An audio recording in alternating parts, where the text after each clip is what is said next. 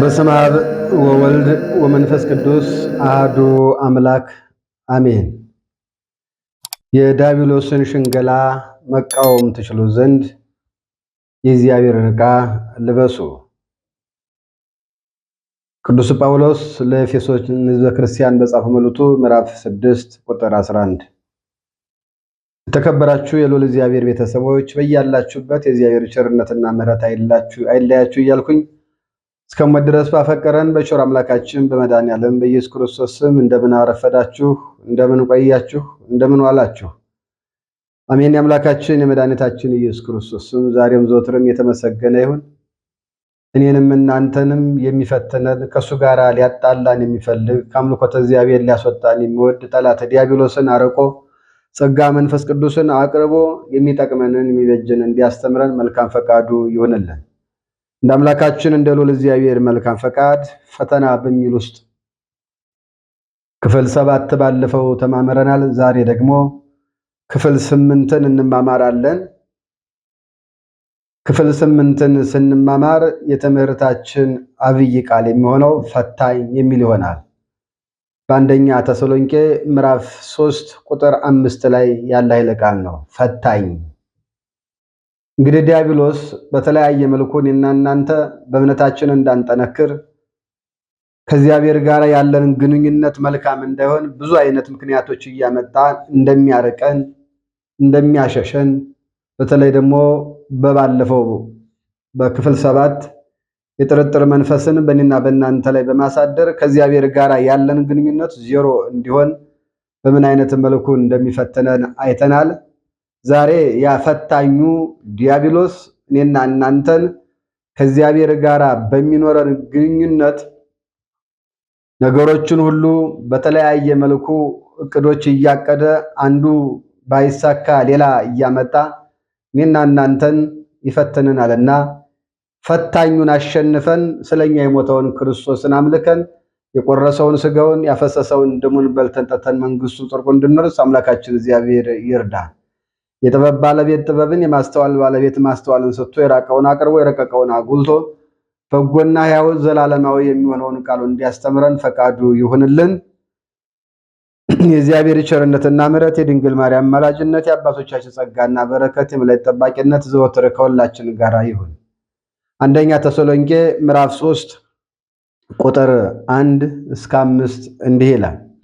ስለዚህ ወደፊት እንታገዝ ዘንድ ባልተቻለን ጊዜ በአቴና ብዙዎቻችን ልንቀር በጎ ፈቃዳችን ሆነ። ስለ እምነታችሁም እንዲያጸናችሁና እንዲመክራችሁ ወንድማችንን የእግዚአብሔርንም አገልጋይ ከእኛ ጋር አብሮ በክርስቶስ ወንጌልን የሚሰራውን ጢሞቴዎስን ላክ ነው። በዚህ መከራ ማንም እንዳይናወጥ ለዚህ እንደተመረጥን ራሳችሁ ታውቃላችሁና በእውነት ከእናንተ ጋር ሳለን መከራ እንቀበል ዘንድ እንዳለን አስቀድመን እንነግራችሁ ነበረ። እንዲሁም ደግሞ ሆነ፣ ይህም ታውቃላችሁ። ስለዚህ እኔ ደግሞ ወደፊት እታገዝ ዘንድ ባልተቻለ ጊዜ ፈታኝ ምናልባት ፈትኗችኋል፣ ድካማችንንም ከንቱ ሆኗል ብዬ እምነታችሁን ለማወቅ ላኩኝ ይላል። ወደ ተሰሎንቄ ሕዝበ ክርስቲያን ቅዱስ ጳውሎስ የላከው መልእክት ነው።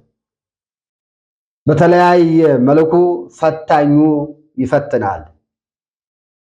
ስለዚህ ፈታኝ ትናንትና የተማራችሁትን ትናንትና ያወቃችሁትን ትናንትና የተረዳችሁትን ትናንትና እስከ ሞት ድረስ ያፈቀራችሁን የአባታችሁ የመድኃኒታችን ኢየሱስ ክርስቶስ ፍቅርና ጸጋ ምሕረትና ድህነት በእናንተ ውስጥ ያለው ያ የሕይወት ቃል ምናልባት ከእናንተ ርቆ እንዳይሆን ድካማችን ከንቱ እንዳይሆን ካስተማርናችሁ ትምህርት ወጥታችሁ በዲያብሎስ ሽንገላ በዲያብሎስ በዚህ በፈታኙ ወጥታችሁ ከእግዚአብሔር መስመር ስታችሁ በዲያብሎስ ሐሳብ እንዳትሆኑ በማለት ብዙ ጊዜ ልመጣ ሞከርኩኝ፣ ነገር ግን በአንድም በሌላ መልኩ ፈታኙ እኔን አስቀርቶኛል።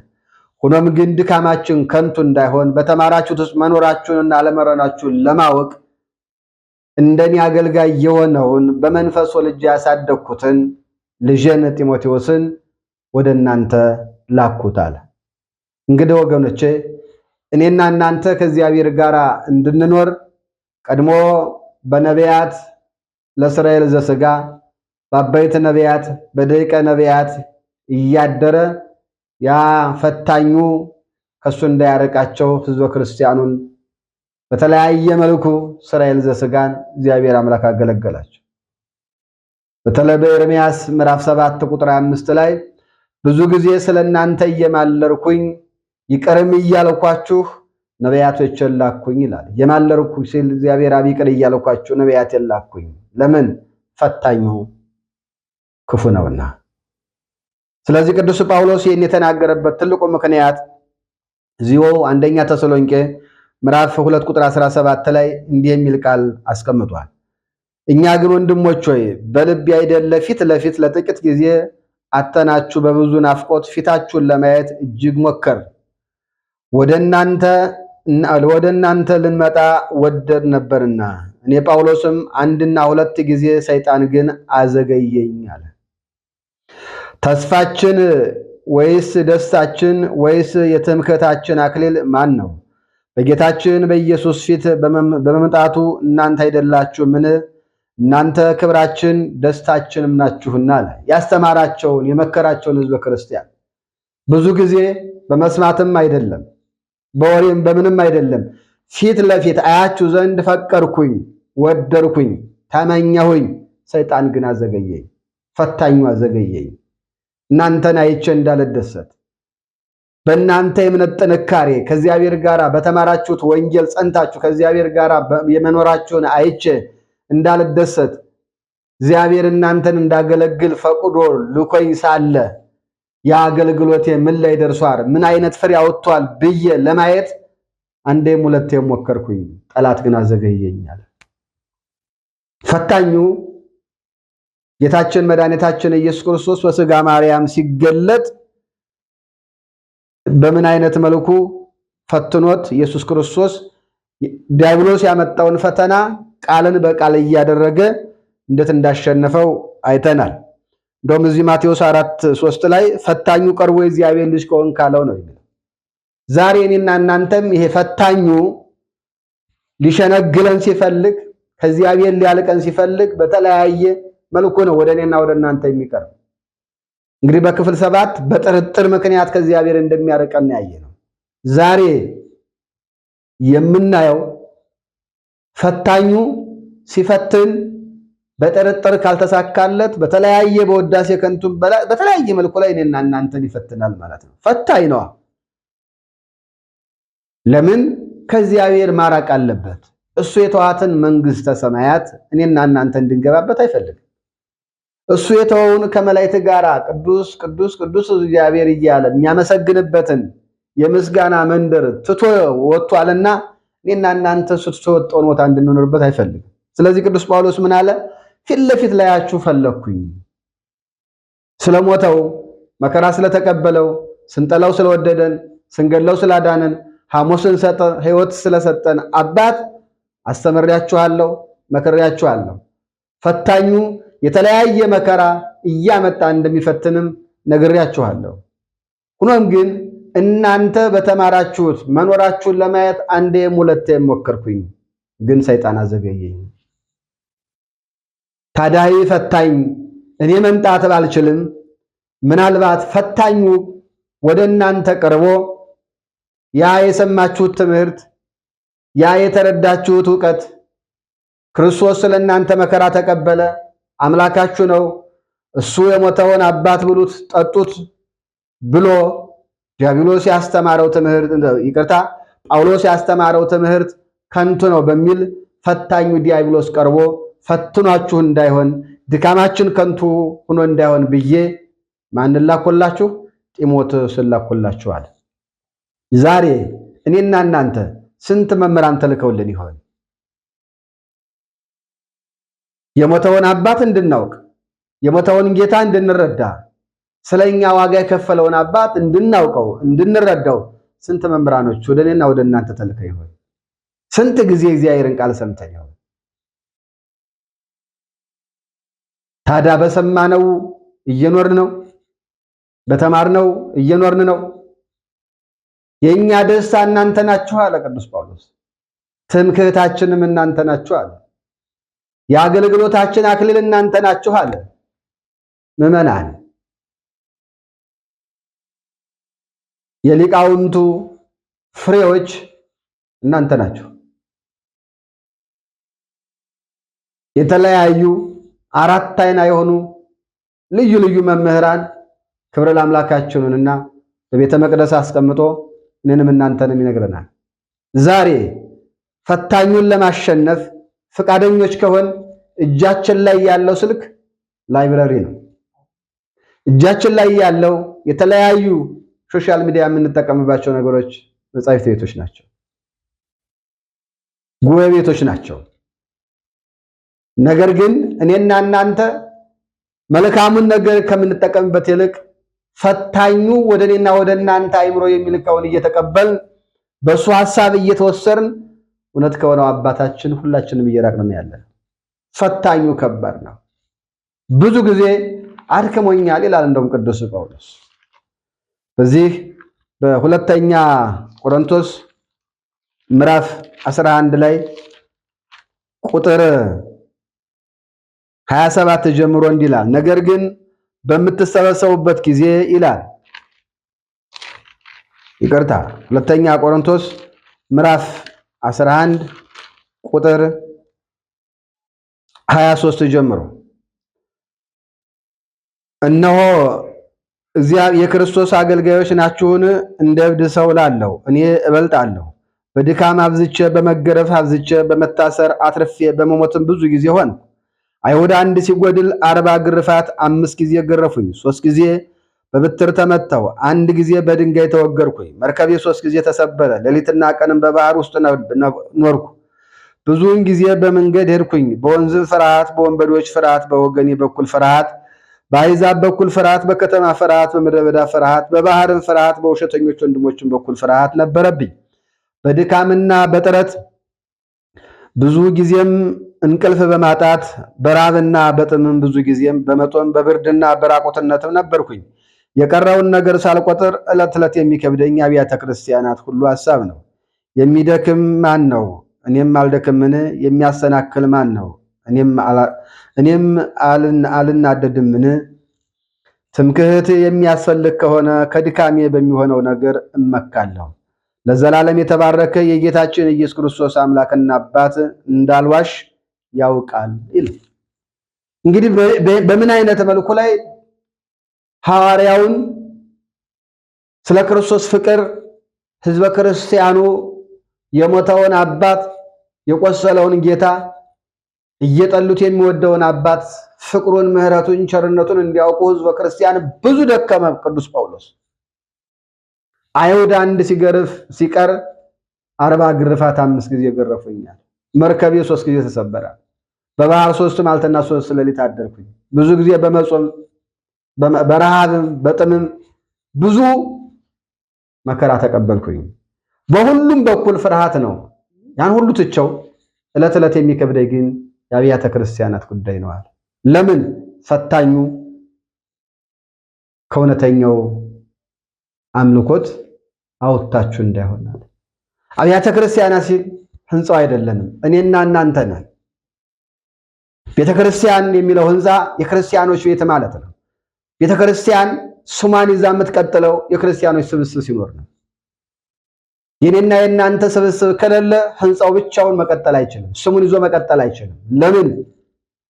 እኔና እናንተ በዛ ውስጥ የሞተውን ክርስቶስ ለመብላትና ለመጠጣት ስንሰባሰብ የክርስቲያኖች የማዕድ ቤት ተብላ ህንጻ ቤተክርስቲያን ትጠራለች። መጀመሪያው ግን ቅዱስ ጳውሎስ ያስጨነቀው ህንጻ ሥላሴ የኔና የእናንተ ህይወትን ያስጨነቀው። ዛሬ እኔና እናንተን ፈታኙ ቀርቦ በምን አይነት መልኩ ፈተነን ይሆን? በምን አይነት መልኩ ሸንግሎ ከእግዚአብሔር አራቀን ይሆን? እንዳንተ አለ ጸሎተኛ የለም በማለት ይሆን? እንዳንተ ያለ ምጻተኛ የለም በማለት ይሆን? እንዳንተ ያለ የተማረ የለም በማለት ይሆን? እንዳንተ ያለው ውበት ያለው ቁመና ያለው ባለ ሀብት ዝነኛ በምን አይነት ይሆን ፈታኙ እኔና እናንተን እየፈተነን ያለው? በምንስ መልኩ ይሆን ከእግዚአብሔር ፍቅር ያራቀን? ንስሐ እንዳንገባ ስጋውን እንዳንበላ ደሙንም እንዳንጠጣ ያደረገን በምን አይነት መልኩ ፈትኖን ይሆን? ፈታኙ አይተኛም፣ ፈታኙ አያንቀላፋም፣ ፈታኙ አይደክምም። የሚገርመው የማይተኛ የማያንቀላፋ ፈታኝ አጠገባችን ቁጭ ብሎ እኔና እናንተ ግን ዳተኞች ነን። እኔና እናንተ ግን በሕይወታችን ቀልዳለን። እኔና እናንተ በኑሯችን እናሾፋለን። የማይተኛ የማያንቀላፋ ፈታኝ አጠገብ ቁጭ ብሏል።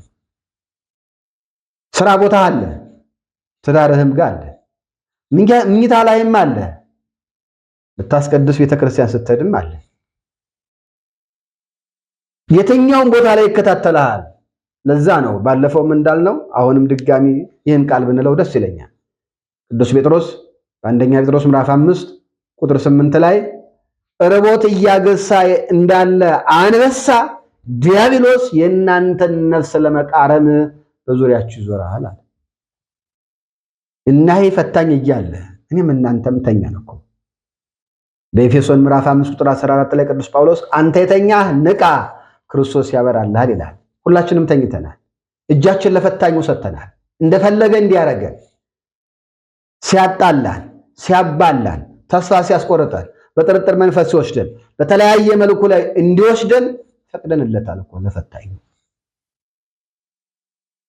እኔና እናንተ በዓለማዊ ትምህርታችን እኮ መምህሮቻችን ፈተና አለ ሲሉን የምናውቀውንም የማናውቀውንም ለመያዝ የማናገላብጠው ደፍተር እኮ የለም አይደል ወገኖቼ? ይህ እኮ ጊዜያዊ ነው። ይሄኛው ፈታኝ እኮ በፈተና ካሸነፈን ዘላለም መከራ ውስጥ እኮ ነው የሚያስገባን።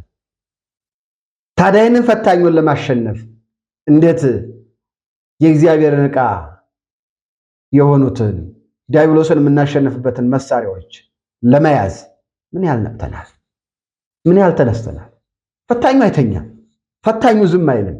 ፈታኙ ይንከራተታል። ሰዎችን በተለያየ መልኩ ከእግዚአብሔር መንፈስ ከእግዚአብሔር መንገድ ለማውጣት በቤተ ክርስቲያን ያለነውን አገልጋይ እንዳንተ አይነት አስተማሪ፣ እንዳንተ አይነት ዘማሪ፣ እንዳንተ አይነት ቀዳሽ፣ እንዳንተ አይነት ማህሌታዊ አንተ ካልተገኘ ሁሉ አይሆንም በማለት በተለያየ ውዳሴ ከንቱ አልፈተነንም ፈታኙ። አንተ ከሌለ ሁሉ አያምርም፣ በአስተዳደር እንዳንተ ማን አለ ብሎ አልፈተነንም ፈታኙ። አንተ ምረው አንተ አስተዳድረው እንጂ ማን አለ ብሎ ሾክ ብሎ አልፈተነንም ፈታኙ። ለዛ ነው ቅዱስ ዮሐንስ በአንደኛ ዮሐንስ መልእክት ምዕራፍ 4 ቁጥር 1 ላይ እንዲህ ሲል ለእኔና ለእናንተ ያስተማረን። አንደኛ ዮሐንስ መልእክት ምዕራፍ 4 ቁጥር 1 ወዳጆች ሆይ መንፈስን ሁሉ አትመኑ፣ ነገር ግን መናፍስት ከእግዚአብሔር ሆነው እንደሆነ መርምሩ፣ ብዙዎች ሐሰተኞች ነቢያት ወደ ዓለም ወጥተዋልና አለ። ብዙዎች ሐሰተኞች ወደ ዓለም መጥተዋል። የዲያብሎስ ማደሪያ ሆነው መጥተዋል። በየመንገዱ ጌታን ተቀበል የማይልህ የለም። ዛሬ ዲያብሎስ ያሰለፋቸው ወታደሮች በ40 እና በ80 ቀን እኮ በልተዋል፣ በልተሸዋል፣ ጠጥተዋል፣ ጠጥተሸዋል እኮ ጎኔ። የት ነው የምትቀበለው ክርስቶስን? የት ቦታ አይደለ ትቀበለው? እውነተኛዋ ቤተክርስቲያን ላይ እኮ ተቀብለዋል። በልተው ጠጥተው እኮ ተዋውደዋል። ተጠምቀህ እኮ ልብስ ሆኗል። ገላትያ 3:27 ላይ የተጠመቃችሁ ሁሉ ክርስቶስን ለብሳችሁታል። ለብሰው የት ነው የምትቀበለው? ዲያብሎስ ያሰለፋቸው ወታደሮች ሁሉ ካባውንም ለብሰው ሌላውንም አድርገው የበግ ለምድ ለብሰው የሚመጡ ተኩላዎች ማቴዎስ ወንጌል ምዕራፍ 7 ቁጥር 13 ላይ የተነገረላቸው የበግ ደም ለብሰው ውስጣቸው ግን ተኩላ ነጣቂ የሆኑ የፈታኙን ሐሳብ ይዘው የሚመጡ በእኔም በእናንተም መንደር አሉ። በእኔም በእናንተም ሰፈር አሉ። ስለዚህ ፈታኙ ወደ እኔና ወደ እናንተ ሲቀርብ አይኑን አፍጦ ጥርሱን አግጦ አይመጣም ወገኔ። ባለፈው እንደተነጋገርነው የጥርጥር መንፈስ ሊያሳድርብህ ሲል በምታውቃቸው ሰው እየመጣ እንደሚፈትነው ሁሉ ፈታኙ በተለያየ ሐሳብ ከፈለገ ዛሬ አይምሮ ጋር ይመጣብሃል። አለባበስ ሲያምር ይላል በዚህ እንድትመጻደቅ። አንተ ያልረዳኸው አንተ ያላበላው ያላጠጣው ድሃ የት አለ ይልሃል በዚህ እንድትወርቅ። እንዳንተ ጸሎተኛ ክርስትና እንዳንተ እንዳንቺ ነው እያለ ይፈትንሃል። ባዶ ነው ይበለው። ሹክ ሲልህ አትስማው። ጸሎት ገና አልጀመርኩም፣ ክርስትናን ገና አላወቅኳትም፣ የክርስቶስ ፍቅር ገና በልቤ ያልተሳለም፣ ያ ስለኔ መከራ የተቀበለ በሐሰት የተከሰሰው የተገረፈው የተቸነከረው የሾህ አክሊል የደፋው የሞተው የተቀበረው የተነሳው ያረገው ጸጋ መንፈስ ቅዱስን የሰደደልን የእሱ ፍቅር ገና አልገባኝም በለው። ሲሸነግልህ ዝም አትበለው። ፈታኙ አያርፍም። ተኝተህም ይሸነግላል። ምኝታ ላይ ሆነ ክፉ ሐሳብ እንድታስብ ይሸነግላል። ይመጣል ፈታኙ፣ ችግር የለም። ስራ ቦታ ላይ ቁጭ ብለህ ቲተር ይዘህ እከሌ እንዴት እንዲህ ይላል እከሌት እንዴት እንዲህ ይልሻል እያለ ባያስከው ቲተር ባለ ነገር ተመክተህ የፈለግከውን እንድታረግ ሹክ ይልሃል። አትስመው፣ እምቢ በለው። ያዕቆብ 4:7 ላይ እግዚአብሔርን እሺ በሉት ወደ እናንተ ይቀርባል፣ ዲያብሎስን ተቃወሙት ከእናንተ ይሸሻል። ፈታኙን እምቢ በለው። ቅዱስ ጳውሎስ ላስተማራቸው ለመከራቸው ምዕመናን ተጨነቀ። ዓይናችሁን ላይ ፈለኩኝ፣ ሰይጣን ግን አዘገየኝ። እኔን ቢያዘገየኝም በተማራችሁት ለመኖራችሁ ግን አውቅና ረዳ ዘንድ በወንጌል እንደኔ አገልጋይ የሆነውን ልጄን ጢሞቴዎስን ላኩላችሁ። ምናልባት ፈታኙ ቀርቦ ፈትኗችሁ ድካማችን ከንቱ ሆኗል ብዬ እምነታችሁን ለማወቅ ላኩኝ። አሁን ግን ጢሞቴዎስ ከእናንተ ዘንድ ወደኛ መጥቶ ስለ እምነታችሁና ስለ ፍቅራችሁ የምስራች ብሎ በነገረን ጊዜ እኛም እናያችሁ ዘንድ እንደምንናፍቅ ታዩን ዘንድ እየናፈቃችሁ ሁልጊዜ በመልካም እንደምታስቡን በነገረን ጊዜ፣ ስለዚህ ወንድሞች ሆይ በእምነታችሁ በኩል በችግራችንና በመከራችን ሁሉ ስለ እናንተ ተጽናናን። እናንተ በጌታ ጸንታችሁ ብትቆሙ አሁን በሕይወት እንኖራለንና አለ። ፈታኙን አሸንፋችሁ በመቆማችሁ የእኛ እምነት የበለጠ ይጠነክራል። ድካማችንን ቸል ያላል አባት፣ በአገልግሎታችን ጽናትን የሰጠን አባት፣ እሱን እያመሰገን እሱን እያወደስን በእናንተ ጽናት እንመካለን። ጌጣችን እናንተ ናችሁ እንዳለው እዚህ አንደኛ ተሰሎንቄ ምዕራፍ 2 ቁጥር 20 ላይ እናንተ ክብራችን ደስታችንም ናችሁና አለ። ስለዚህ የቤተ መቅደስ አገልጋዮች የሆነው ሳይገባን እንድናገለግለው ፈቅዷልና እነሆ ዋጋ የተከፈለላቸው ምዕመናን ከሞተላቸው ዋጋ ከከፈለው እስከ መቃብር ድረስ ፍቅርን ካሳየው አባት ምዕመናኖች እንዳይለዩ የኔም የናንተም አስተዋጽኦ ያስፈልጋል። ዕውቀት ያለን በዕውቀታችን፣ ዕውቀት የሌለን በጸሎታችን፣ በፍቅራችን፣ በትህትና በቃል የማናስተምረውን በተግባር ያስተማርነው በቃል ያስተማርነውን ወደ ተግባር በተግባር ያስተማርነውን በኑሮ እየቀየርን የምዕመናኖች ጉዳይ ሊያስጨንቀን ይገባል። ፈታኙ እየፈተነ ትውልዱን አጥፍቶታል። ወደ የአዳራሽ ፊት እያስወሰደ እያስጨፈረው ነው። በቤተ መቅደሱ አሉ የምንላቸው ከስጋው ደሙ ርቀዋል። የሞተውን አባት አልበሉትም፣ የሞተውን ጌታ አልጠጡትም። ታዲያ የኔም የእናንተም አገልግሎት ውጤቱ የት ላይ ይሆን? ፈታኙ ህዝቡን ከቤተ መቅደስ ካራቀው፣ ፈታኙ በቤተ መቅደስ ያሉት ላጠፉት ጥፋት ንስሐ ገብተው ስጋውን ካልበሉ ደሙን ካልጠጡ የአገልግሎት ውጤቱ ታዲያ የቱ ጋር ይሆን?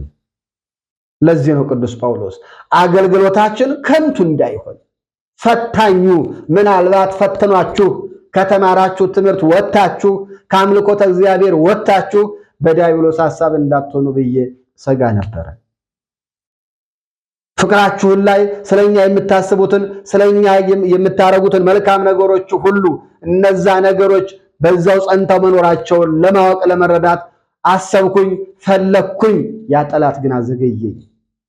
ግን ጢሞቴዎስ መጥቶ ስለናንተ እምነት መጠንከር እናንተ በተማራችሁት ስለመኖራችሁ ሲነግረን እጅግ ደስ አለን። አምላካችንና አባታችን ኢየሱስ ክርስቶስንም እናመሰግነዋለን። የእናንተ ጥንካሬ የእኛም ጥንካሬ ነውና፣ የእናንተ ደስታ የእኛ ደስታ ነውና፣ የእናንተ ፈታኙን አሸንፎ መኖር የእኛ አገልግሎት ውጤት ነውና። ፈታኙ በምን ፈተነ? እኔና እናንተን ጸሎት እንዳንጸልይ ይበቃሃል ተው ብዙ ጊዜ ደከምክ በማለት የተራበ ስታበላ ነበርክ ብዙ ጊዜ ያበላህ ተው ምን ይሰራልሃል በማለት በምን ፈተነን ይሆን? በምን አይነት መልኩ ፈትኖን ይሆን? በተለያየ መልኩ እኔና እናንተን የሚፈትለው ጠላተ ዲያብሎስ ህብረ ቀለሙን እየቀያየረ የመፈተን አቅም አለው። ለምን? ተፈጥሮ ነውና። ቅዱስ ጳውሎስ በዚህ በሁለተኛ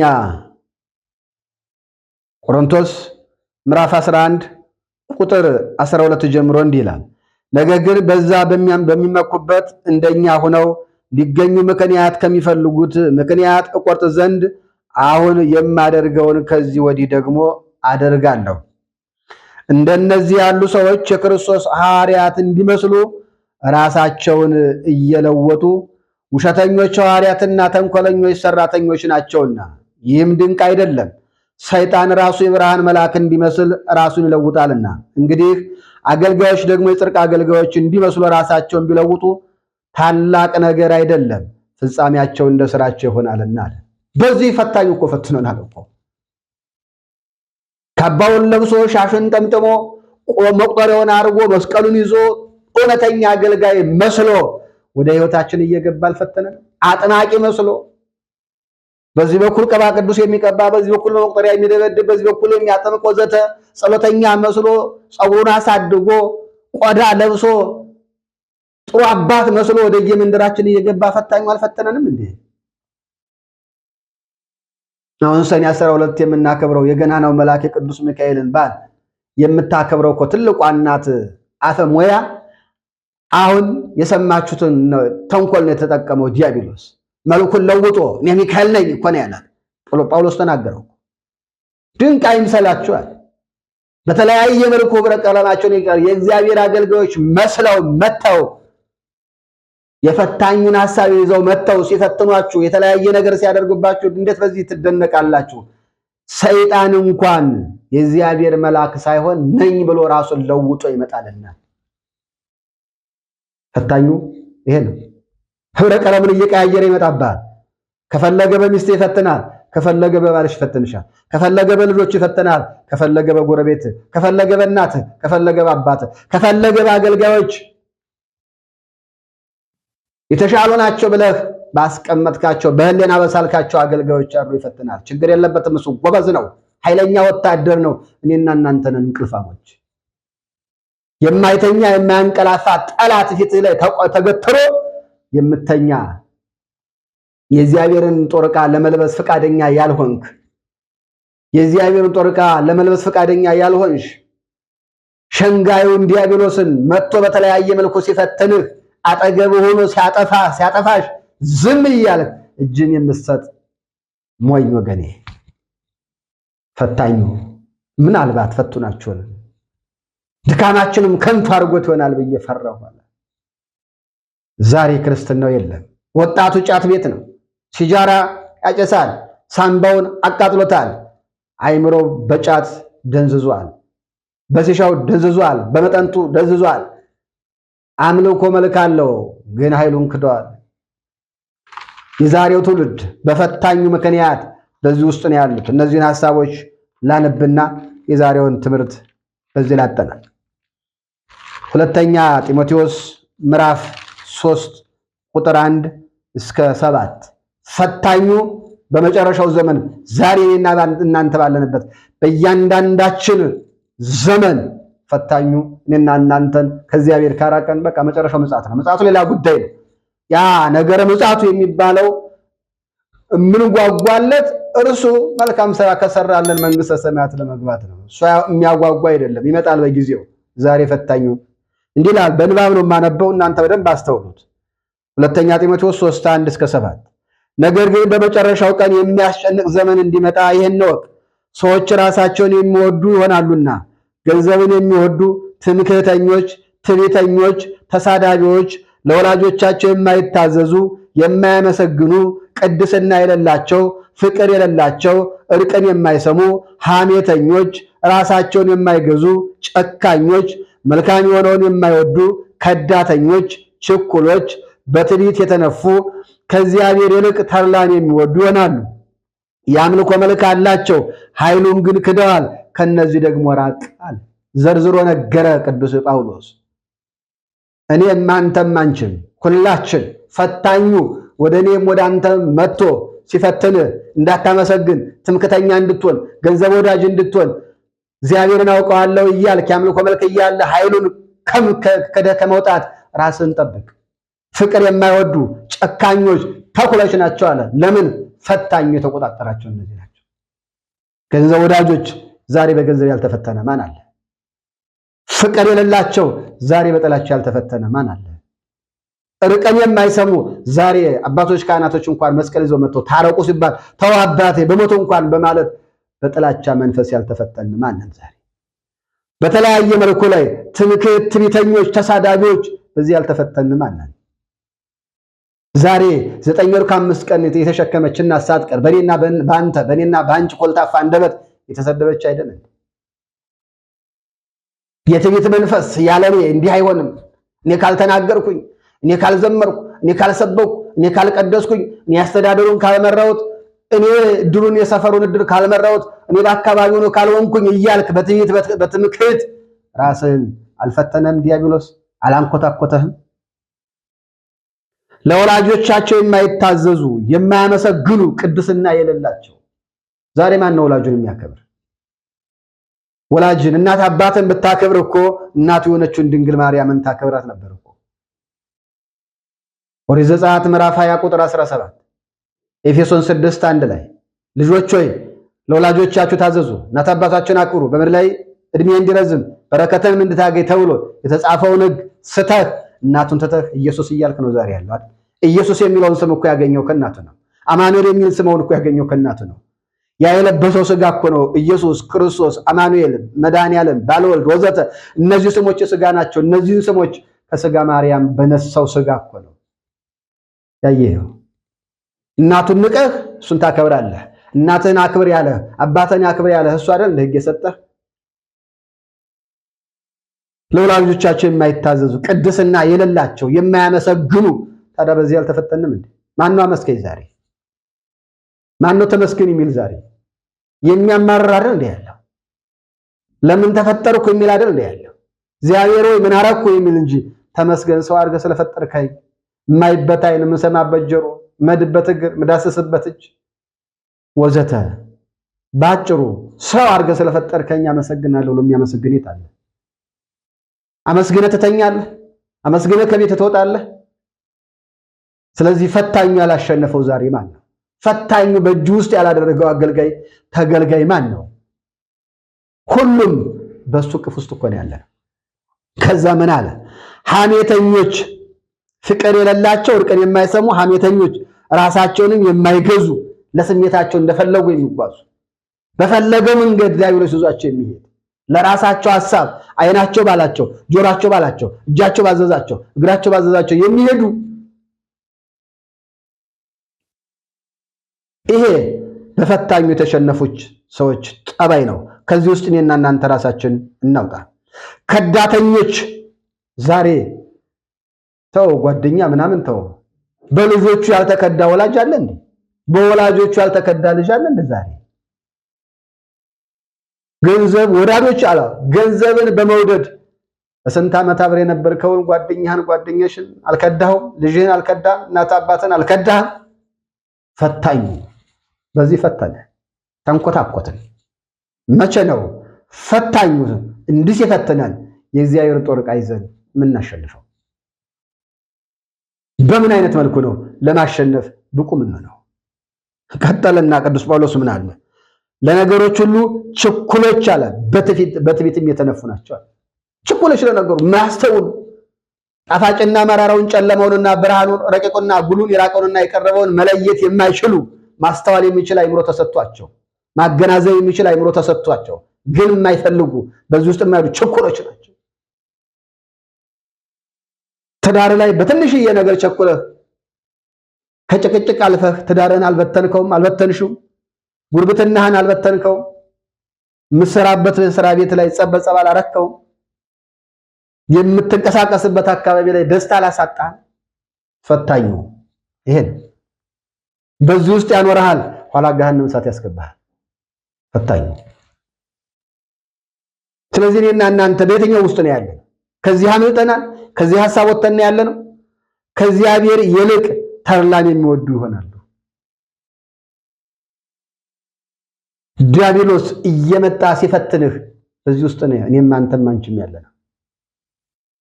ከነዚህ አይለቀቱ እግዚአብሔር ከእግዚአብሔር ይልቅ ተድላን የሚወዱ ይሆናሉ። የአምልኮ መልክ አላቸው፣ ኃይሉን ግን ክደዋል። ከነዚህ ይራቃል፣ ርቀናል። በእነዚህ ሁሉ ዲያብሎስ እየመጣ ሲፈትነን እጃ የሰጠነው እሺ በጀ ብለን አይደል ወደድነው። ስለዚህ እኔና እናንተ ቅድም ያዕቆብ እንዳለን ያዕቆብ 4:7 ላይ ዲያብሎስን እምቢ እግዚአብሔርን እሺ ብለን ፈታኙን ማምለጥ አይሻለን? ከፈታኙ መንፈስ ወጥተን ከእግዚአብሔር ጋር መኖር አይሻል?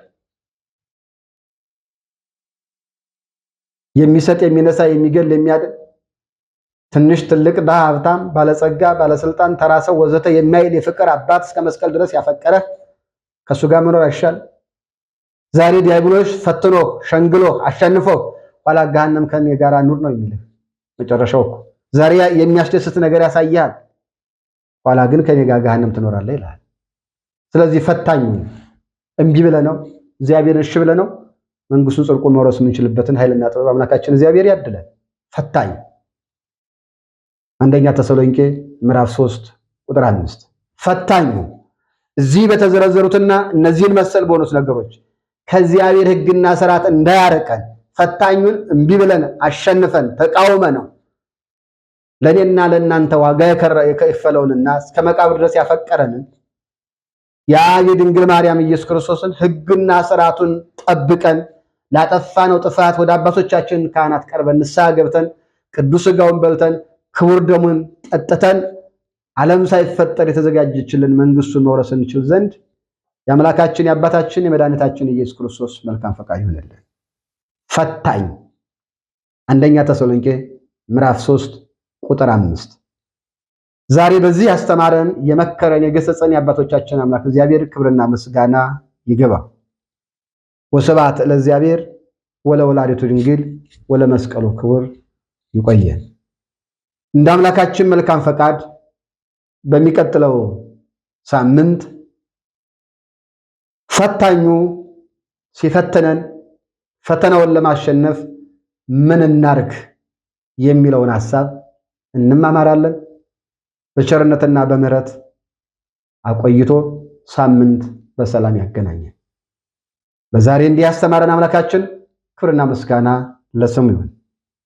በተደጋጋሚ እንደምነግራችሁ ሁሉም ሰው ሕይወት የሆነውን የአምላካችን ቃል ይሰማና ሰምቶ የሚለወጥ ዘንድ ሁላችሁ ለወዳጅ ዘመዶቻችሁ በገና ሚዲያን ሸር፣ ሰብስክራይብ እና ላይክ በማድረግ ሁላችሁም ህዝበ ክርስቲያን የእግዚአብሔርን ቃል እንዲሰማ የየበኩላችን አስተዋጽኦ እንድናደርግ አደራ አላለው።